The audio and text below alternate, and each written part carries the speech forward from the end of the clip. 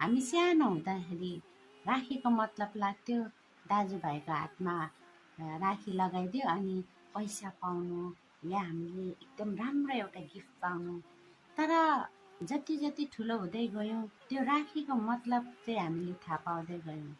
राखीको मतलब चाहिँ एउटा धागो मात्र होइन, एउटा एहसास हो जो हामीलाई टाढोमा भए पनि हाम्रो दाजुभाइले याद गर्ने, केयर गर्ने।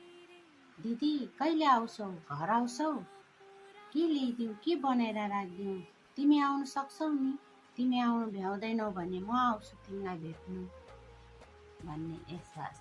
दिदी बहिनी दाजुभाइ जति नै टाढो भए पनि फोन गरेर सोध्ने, राम्रै छौ दिदी बहिनी, राम्रै छौ। यही हो असली राखीको मतलब। राखी एउटा धागो मात्रै होइन, राखी एहसास हो दाजु बहिनी दिदी बहिनीको मायाको प्रतीक हो।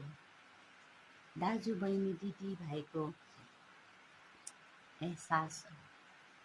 ह्यापी रक्षाबन्धन सबैजनालाई।